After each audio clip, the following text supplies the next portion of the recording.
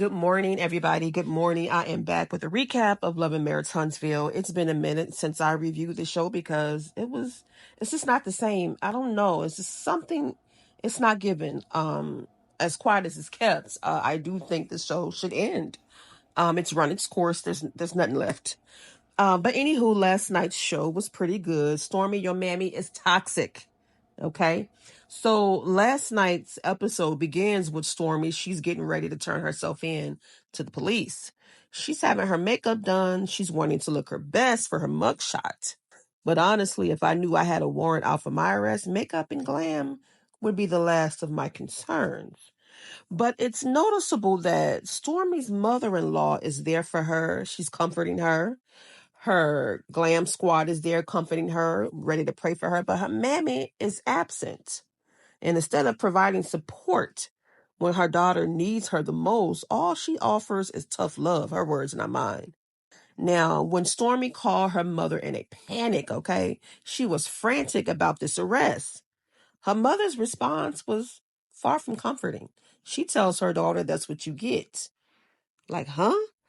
Instead of listening and consoling her, the only thing she could say is, that's what you get. Now, her mother calls it tough love. I call it ignorance. It is pure ignorance. Why does love have to be tough? And who came up with the concept of tough love? It seems to me, in my opinion, it seems like a way for parents to justify their non-nurturing approach to their kids. Because kids who grow up in non-nurturing households often struggle to cope, okay, in tough situations, and they also grow up to be non-nurturing parents themselves. So I believe that Miss Bettie is non-nurturing to Stormi because her mama was non-nurturing. And hopefully Stormi doesn't have this same approach with her son, because often it is a cycle that is repeated over and over, and it needs to be broken. It needs to stop. Okay. Her mother is just pure ignorance. But probably she's upset that she's saying that her daughter, that's what her daughter gets from being on this show. But I'm sure that you get money from your daughter from being on this show. A moment of silence for the people out there who have a parent like Miss Bettie. I mean, I would hate to have a mother like that. I'm sorry. And I am so glad that Melody gave her the business this weekend, honey. She drug her for filth, and she deserved it. But getting back to the warrant that's out for Stormi. So apparently Stormi had an overzealous fan show up at her warehouse, an intruder, if you will. I mean, it's an intruder. She wasn't welcome. She wasn't invited.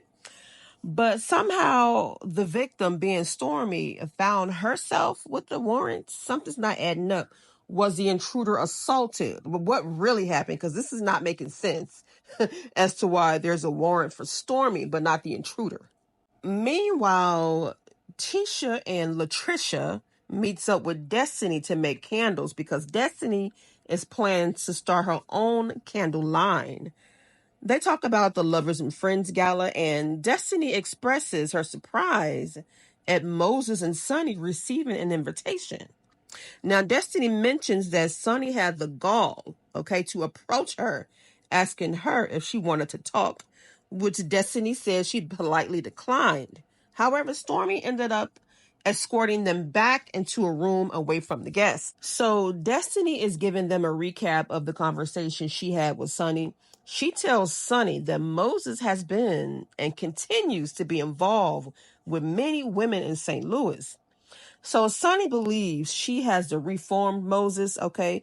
She believes she has a better version of Moses, and she counters by saying that he was only involved with multiple women when he was dealing with Destiny. So Destiny is telling the ladies that if she wanted Moses, she can have him. And I believe it. I don't think Moses would leave Sunni for Destiny, but I do think he would be more than willing to carry on a side relationship with Destiny. And Sunni, the same way you got him is the same way you will lose him. You yourself said that he was dealing with multiple women. I'm sure he was dealing with multiple women with you, and probably still is. So Destiny is telling the ladies that Moses was staring at her the entire night. But I think that it's possible that Destiny was the one who was actually staring, and Moses may have just happened to catch a glance at her. Because I know prior to that gala, Sunni already told him, listen, don't look at Destiny, don't look her way, pretend you don't see her, don't even acknowledge her. So I already know Sunni put him up on game as to what to do. Meanwhile, Stormi and Courtney, they are headed to turn Stormi in. And her mammy didn't show up for her at all. She didn't call. And you know what? There's really no excuse why her mother was not there for her, but she's probably the main one with her hand out asking for money. So listen, Stormi, if your mammy wants to show you tough love, show her tough love. Cut her off financially. I mean, don't cut her off altogether, but cut her off financially. Stop enabling her, and she's fit enough to get a job. Are a lot of people that are still working past 65, so she can too. Like, how dare she? How dare she shame her daughter and blame her for being on this show when she's making money by being on this show, which her mammy is probably benefiting from. Meanwhile, Latricia is still stringing Ken along, promising that she is on the verge of signing those divorce papers, but ain't. Ken, she's just not that into you. Or perhaps she just doesn't want a divorce, because if she did, it would have been done already. And the fact that he has to keep asking her about the divorce is very telling. I think Latricia is fine with how things are. I don't think she want to get married again. I think she's fine with just her and Ken checking up. She doesn't want to get married. I think she's frightened by the thought of getting married a second time. So she does come clean to her sister Ebony, and she tell her sister that she has been living with her side dude for over a year. And she said that her and her ex-husband don't communicate. But how is that so when they have kids together? There has to be some type of communication and co-parenting. What's tea? What is tea, girl? Tell us something. Because she's saying a lot, but not really saying nothing. Like, I want to know, why did y'all come to this place that you guys are not communicating? What happened? So Latricia tells her sister that there is no chance of her reconciling with her ex-husband. And they both agreed that they married solely for the kids. But why has neither of them initiated a divorce? Neither of them did. Latricia, be honest with Ken. Let him know that you're fine with the way things are. You're okay with shacking up, but you do not want to marry him. I don't think she wants to marry Ken. Not that she doesn't love him, but she just don't want to get married again. This is a very complex situation, and it will be interesting to see how this unfolds with her side dude and her husband. In the next scene, Courtney invites the fellas out for bowling, excluding the Eminem brothers. So Ken brings up the fact that his girlfriend is mad at another man, that man being Martell. Why was this relevant? So he tells Martell that Trish was mad at him because he acted as if he didn't know her at Stormi's house. So Courtney and Chris Fletcher, they want to know, where exactly did he meet Latricia? And of course, Martell is holding back, giving vague answers. Martell says that she was cool with his brother. Then less than a second later, he said, no, I never met her through my brother. But where the hell did you meet her at then? So Chris Fletcher and I are wondering the same thing. Why the hell is Latricia mad at another man? Because he pretended to not know her. So Martell is saying that he knows her, but he didn't remember her at that time. He said, especially if he didn't clap those cheeks. So she wasn't very memorable to him. So then somehow Martell goes on and on about how he wants to get married again. I think he wants a wife, but he does not want to be a husband. And I already know he's not going to marry Coleslaw. She really has nothing to offer but some WAP. And that's it. So Mr. Fletcher and Courtney was trying to figure out if Martell is going to marry Coleslaw, but he kept tiptoeing around that question, because he knows he does not want that woman as a wife. He wants her as a side chick. I mean, like she's always been for 10 years. And honestly, what woman would take Martell serious other than Coleslaw?